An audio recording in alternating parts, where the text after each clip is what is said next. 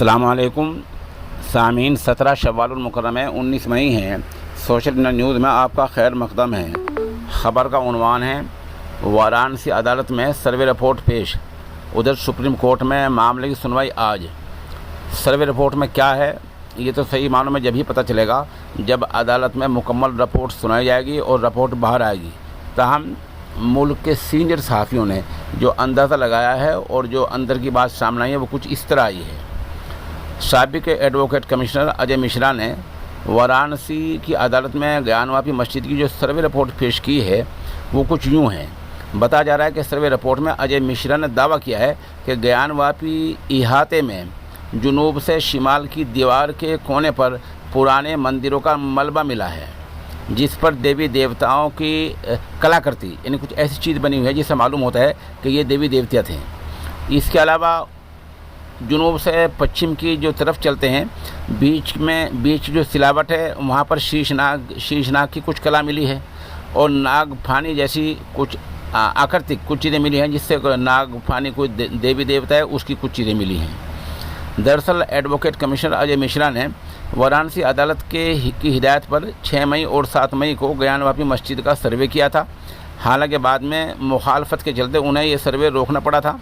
इसके बाद मुस्लिम फरीक ने कोर्ट से एडवोकेट कमिश्नर अजय मिश्रा को हटाने की मांग की थी। हालांकि कोर्ट ने अजय मिश्रा को हटाने से इनकार कर दिया था। इसके बाद इसके अलावा विशाल सिंह और अजय सिंह को भी कोर्ट कमिश्नर मुकर्रर किया गया था। कोर्ट ने 17 मई तक ज्ञानवापी मस्जिद का सर्वे करके रिपोर्ट पेश करने की हिदायत की थी। अजय मिश्रा ने रिपोर्ट में किए ये दावे। अब अजय मिश्रा ने 6 मई और 7 मई को जो किए गए सर्वे की रिपोर्ट अदालत में पेश कर दी है। उस वक्त में वे अकेले कोर्ट कमिश्नर थे। उस दौरान वीडियोग्राफी भी कराई गई थी। ये डेटा इन तफसीलात भी कोर्ट में पेश कर दिया गया है। रिपोर्ट में उन्होंने इन बातों का जिक्र किया है। रिपोर्ट के मुताबिक 6 मई को किए गए सर्वे के दौरान बैरिकेडिंग के बाहर जुनूब से पश्चिम दीवार के कोने पर पुराने मंदिरों का मलबा मिला है। इसी तरह जैसा हमने पहले बताया वही चीज़ें आगे रिपोर्ट में तफसील से बताई गई हैं। शिलापट पर देवगिर जिसमें 4 मूर्तियों की आकृति बनी हुई है। बहरहाल ये सर्वे रिपोर्ट इस तरह की बताई गई है और ये कोई हतमी चीज़ नहीं है। लोगों ने इसीलिए अजय मिश्रा को हटाने की मांग की थी मुस्लिम फरीक ने कि अजय मिश्रा खालिद हिंदवाना ज़हनियत का आदमी है और बिल्कुल एक तरफ की बात कर रहे हैं और वहाँ मस्जिद होने को मान ही नहीं रहे हैं। अजय मिश्रा की अगर रिपोर्ट देखें तो उनका तो अव्वल से लेकर आखिर तक वहाँ मंदिर ही मंदिर है और मस्जिद का वहाँ नाम है ही नहीं, हालांकि वहाँ मस्जिद बनी हुई है। अजय मिश्रा का ये भी दावा है कि रिपोर्ट में दावा किया गया कि सर्वे के दौरान उन्होंने हरीफ वकीलों से पूछा कि क्या मुतनादा जगह के पीछे दीवार की बैरिकेडिंग को बाहर सिंदूर लगी 3-4 कलाकृति निशानियाँ और चौखट प्रकार का शिलापट श्रृंगार गौरी है या नहीं। इसके जवाब में बताया गया कि श्रृंगार गौरी मंदिर की चौखट का अवशेष है, यानी बाक़ियात हैं। तो बहरहाल अजय मिश्रा ने ये एक तरह की यकतरफा रिपोर्ट पेश कर दी है और कोई रिपोर्ट मानना वाजिब भी नहीं है कि रिपोर्ट ये एक कमीशन की है जिसकी रिपोर्ट मानना ना तो अदालत के ज़रूरी होता है और ना दूसरे फरीक के लिए ज़रूरी होता है। इसलिए मुस्लिम पर्सनल बोर्ड और जो वहाँ की कमेटी है उनका ये मुतालबा है और आज सुप्रीम कोर्ट में उसकी समाअत हो रही है कि 1991 में जो कानून पार्लियामेंट ने पास किया था उसको जो का तो रखा जाए। और उस कानून का मतलब ये है कि 1947 में जिस इबादत गाह की जो हैसियत थी, जो स्टेटस था, उसको जो का तो बाकी रखा जाए। और अगर इस तरह इस कानून में ढील दी जाएगी और इजाज़त दी जाएगी और रुख्सत दी जाएगी, उस कानून को तोड़ा जाएगा तो मुल्क की हज़ारों मस्जिदों का इसी तरह हो जाएगा।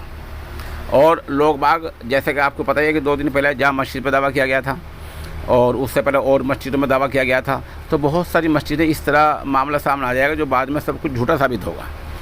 इसमें मुस्लिम पर्सनल बोर्ड ने निहायत बहुत अच्छा और उम्दा मौक़िफ़ इख्तियार किया है कि 1991 में जो कानून पास हुआ था उसको जो का तो रखा जाए और उसी पर अमल किया जाए। बता दें कि इसमें अजय मिश्रा को आखिर में हटा दिया गया था और मुस्लिम फरीक ने इसीलिए अजय मिश्रा को हटाने की मांग की थी कि खालिद हिंदवाना देहने का काम कर रहा है। और बिल्कुल अजय मिश्रा ने जो वहाँ दावा किया है उसके मुताबिक वहाँ मस्जिद है ही नहीं। वहाँ तो सब कुछ मंदिर है, शुरू मंदिर, आखिर मंदिर और मस्जिद इस तरह तोड़कर गोया बना दी गई है। ऐसा नहीं होता। होता यह था कि मुस्लिम बादशाहों के दौर में इबादत चूँकि दोनों करनी होती थी, हिंदुओं को भी और जो है मुसलमानों को भी, तो बहुत सी जगहों पर ये चीज़ें मिली मिली बना दी थी। एक तरफ मंदिर बना दिया गया था, एक तरफ मस्जिद बना दी गई थी, और उस वक्त में ऐसा करने को बुरा नहीं समझा जाता था ना। उस वक्त ये माहौल था कि एक दूसरे लोग झगड़ा करेंगे और इबादत के लिए अगर कोई झगड़ा करेंगे, ये बाहमी यगानगत और एक दूसरे करीब आने का माहौल बनाया गया था। लेकिन आज के माहौल में वही चीज़ मुतनाज़ा और झगड़ालू बनकर रह गई है। हालांकि ऐसा नहीं है। मुल्क में ऐसी बहुत सी जगह हैं यहाँ पास में मंदिर भी है और पास में जो है मस्जिद भी है।